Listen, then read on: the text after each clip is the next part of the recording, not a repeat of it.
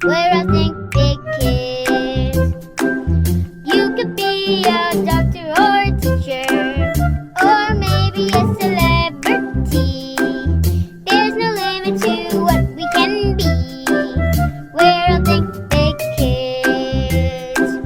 We're all think big kids. And we like to think big! Hi, I'm Grace the Think Big Kid. Today, we're going to explore a new career. And today's career is a commercial airplane pilot. Join me as I interview Mark Davis about his career as a pilot. Let me get ready for my interview. I'm ready. Let's do this. Hello and welcome back to another episode of Think Big Kids. I'm your host Grace, and today we'll be talking to Mr. Mark Davis, who is a commercial airplane pilot. Welcome to the show. Thank you. It's good to be here. Are you ready to answer some questions? I'm ready.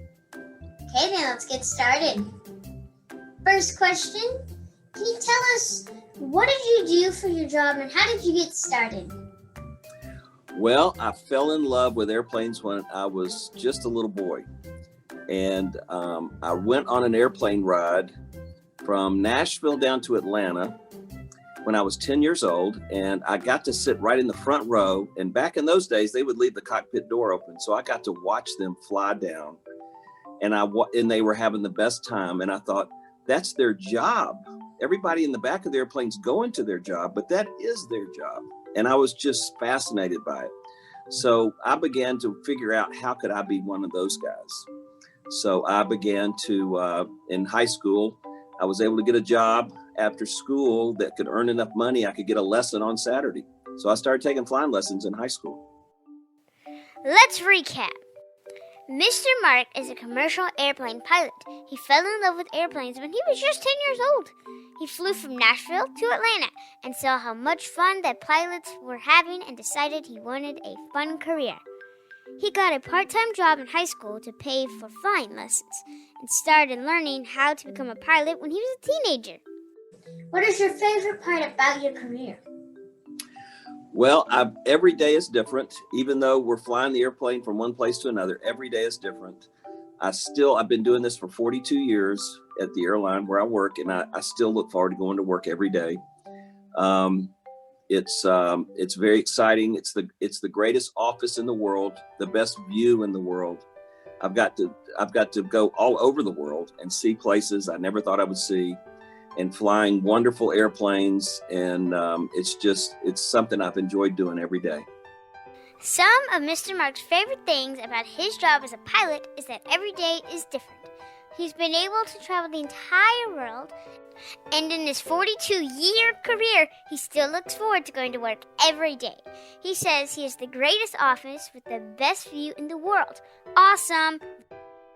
What skills or education would someone need to do your job? Well, the airlines want a college degree. So you've got to study hard and stay in school and finish your degree. But you also need licenses. You have to have a commercial airplane license and ratings to fly the airplanes. So you have to work on those too. And then you have to have experience. So you have to find jobs that will give you the hours you need so they will hire you. So education as well as flying experience is what you have to work for. It's time for our Think Big Kid checklist. Mr. Mark says education is very important. Airlines want pilots to have a college degree, so stay in school and work hard. Pilots also have to earn several types of license. Be persistent and don't give up.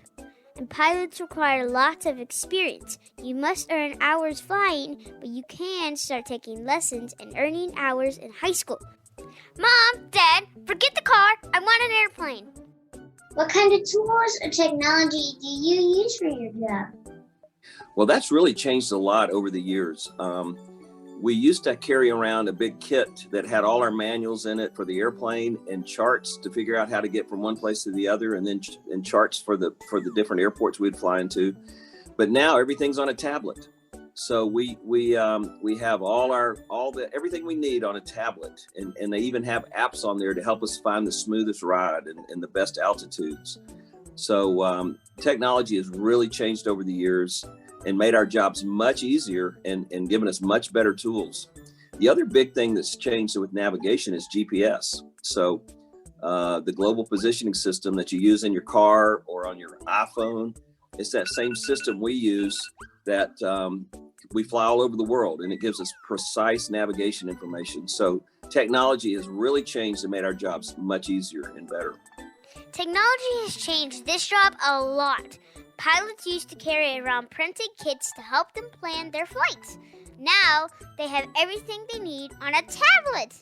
They have apps that show the weather information and GPS so they can precisely plan and navigate their trips. What can kids start doing today if they would like to do this job in the future? Well, as I said, work hard in school, learn to finish your classes and finish your education. And there's really two main routes to get to the airlines.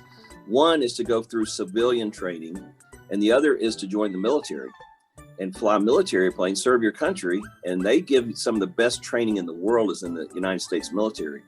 So many of our pilots have come through different branches of the military after they've served their country, and then they take those skills and are able to apply for the airlines. The civilian route, you almost always end up getting your licenses, but then you've got to teach others as a flight instructor. So you build time as a flight instructor, and then usually have to get a job at a regional airline or a smaller airline and try to build your experience so a major airline will hire you. So how can we start thinking about tomorrow today? Mr. Mark says work hard in school and finish your education. He also says there are two ways to become a pilot, either civilian training or military training. In civilian training, you build time flying airplanes as a flight instructor. In military training, you build time flying airplanes while serving our country. Is there anything unique about your career you haven't already shared with us? Well, I guess it's the idea of getting in an airplane and flying somewhere is kind of a unique way of making a living.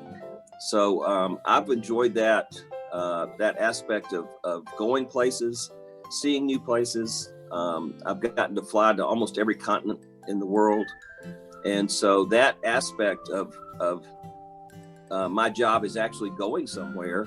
And then we have layovers so we can see the sights and do things there. So that's a really unique aspect to flying. What makes this job unique is that the idea of getting in an airplane and flying somewhere is a unique way of making a living. Flying to almost every continent in the world and sightseeing during layovers is a lot of fun. What exactly is a layover? A layover is a stop between flights, also called a connection. While non-stop flights go straight from point A to point B, when your flight stops somewhere else on the way to your final destination, it's called a layover. What is the most interesting thing you have seen while flying? Well, I've seen so many things. You see sunrises, you see sunsets. I've been over all the oceans. I've seen Greenland and Iceland. I've flown into Russia and China and all kinds of places. But one of the most interesting things that happened one time is the northern lights. If you fly way up north over the Atlantic, a lot of times you can see the northern lights, which are very beautiful. And one time I was in the middle of them. We were just glowing this blue-green color all around us. And it turns out that we were in the middle of the northern lights, the aurora borealis. And that was one of the more interesting things I've ever seen. That is cool. Bonus information time! Mr. Mark had a chance to fly in the Northern Lights, or Aurora Borealis. They were glowing in a blue-green color all around him. Let's watch this quick video from National Geographic where a photographer captured the Northern Lights from the cockpit from a plane flying above Norway. The sky turned shades of green, white, purple, blue, and even light red from the Earth's magnetic field as it is hit by the solar particles that results in the geomagnetic storms. When the supercharged solar particles smash into the oxygen and nitrogen molecules in the Earth's atmosphere, the molecules glow for the infusion of energy, which results in very colorful auroras. How cool was that? It That is all we have for today, and I want to go ahead and thank Mr. Mark for meeting with me today and answering my question and some Think Big Kid questions that I think they wanted to answer. Thanks, Mr. Mark, for telling me all about your career as a pilot and for telling me all about the Northern Lights. Remember to like, subscribe, and comment down below something new you learned about this career or if you would like to do this job in the future. And don't forget, you're not thinking if you're not thinking big.